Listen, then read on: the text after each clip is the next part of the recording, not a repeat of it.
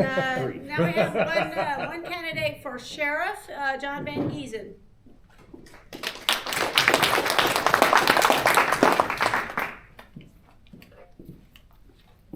Well, I think there's only 4 or 5 faces I haven't seen before, so I'm going to be brief on the introduction.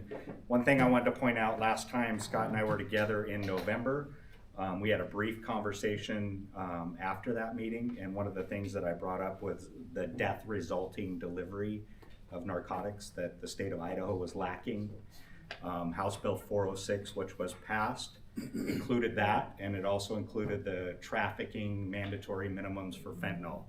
So huge shout out to Scott for that, because we were one of 5 states that did not have a statute for death resulting delivery. So when we had a case in the state of Idaho, we either had to just go on a delivery case or go to the U.S. attorney and get them to charge it federally, which they can pick and choose the cases that they have. So now the local prosecutors can charge those type of cases. So it's going to be a big tool in drug law enforcement. So just real briefly, Jon VanGesen, candidate for Boundary County Sheriff. I've been a law enforcement professional for more than 35 years. I've worked for 2 sheriff's offices, the Kitsap County Sheriff's Office in Washington State for over 29 years, and for the Bonner County Sheriff's Office for the past 3.5 years. I'm currently a lieutenant for Sheriff Wheeler in Bonner County. My duties there are overseeing the budget and payroll, about 30 staff, including Bonner County 911 and all our support staff. I also handle our internal affairs, policies, and everything else the sheriff puts on my plate. But the couple things that I wanted to point out real quick is that a lot of people have asked about the sheriff's debate. Many of you were there, many of you have watched the debate, and what I tell folks is that's the only opportunity that you've had the 3 candidates in the same room to answer sheriff level questions about running one of the most important offices in Boundary County. I want you to take that and I want you to compound that over a 4-year term. What does that look like in 4 years based on the candidates that are running for sheriff? The sheriff's office is not an experiment. It needs to be led with experience. So it's really important that we educate our neighbors, friends, and colleagues what the difference between being a line deputy, working the road, and actually leading a sheriff's office, managing and hiring personnel, managing and negotiating budgets. The 3 things that I'm going to focus on when I'm in office are, number 1, advocating for our employees. Right now, they're not compensated very well. Their health care plan is great. But like's been said, that doesn't put gas in the gas tank or food on the table. So we've got to strike a balance there. Boundary County's been a training ground for employees, and we spend as a sheriff's office about $100,000 to get an employee trained before they're even on their own, and we don't need to lose those people to other agencies. I want us to be an area where we're attracting people because we're running a professional agency, we're providing a great opportunity for our employees, and most importantly, they have a leader that's supporting them and advocating for them. One of the other areas that I'm going to focus on in office is drug law enforcement. Okay, fentanyl deaths are preventable. They're one of the most preventable crimes that we investigate.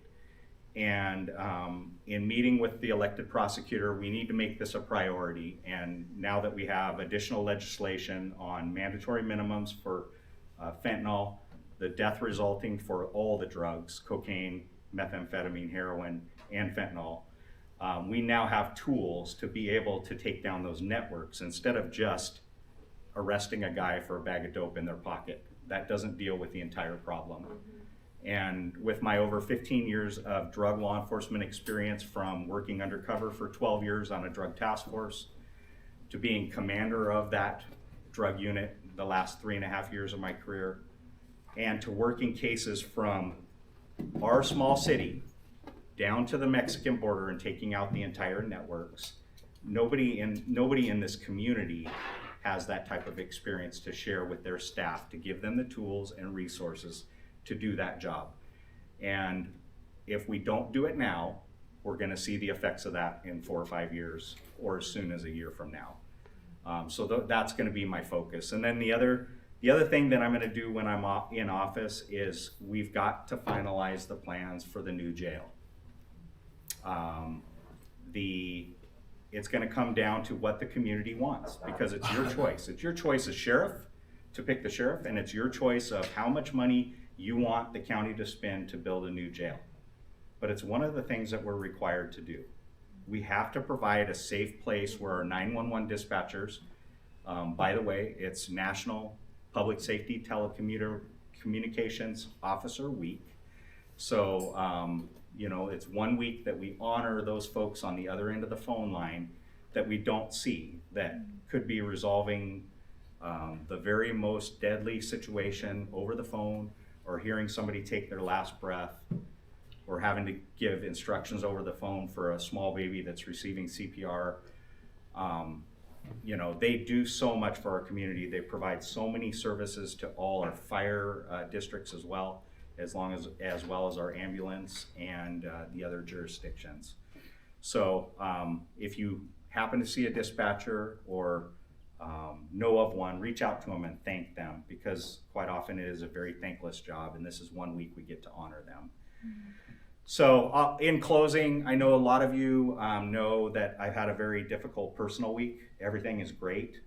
If you want to talk to me personally after the meeting, that's fine. But we truly are thankful for the encouragement, for the people that have reached out, text, phone calls, flowers. I mean, it's been overwhelming. But everything's going well, and most importantly, I have her blessing to be here, and she said, you need to go up there and let them know that you have my blessing and that you're here to make our community safe, and that's why you need to be there. So with that, I'll take a couple questions if need be. Yes? Can we bring back a firing squad? That's up to these guys. Yes. We did approve firing squad last year. Did you really? Yes, we did. Yay! Yeah, it was last year. It wasn't in the current session. In 2023 Yeah. session, yeah. But did you budget the ammunition? I think it'll be donated. Oh, So on that point, so if you guys are not familiar, the last 3.5 years of my career, I was coordinating a mass murder investigation in Kitsap County, Washington, the murder of the Carriega family.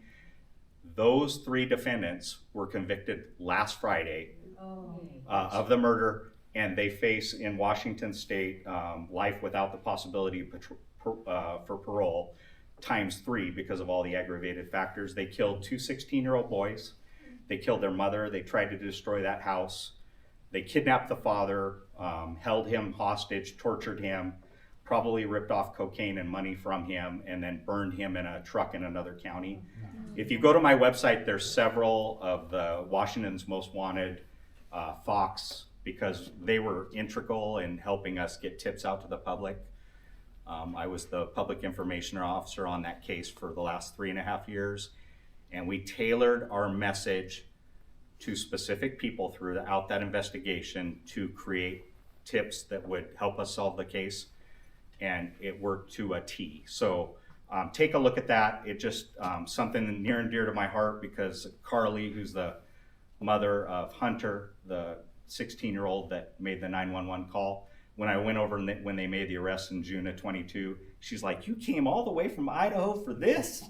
And of course I gave her a big hug and I said, absolutely, I wouldn't have missed this day for the world.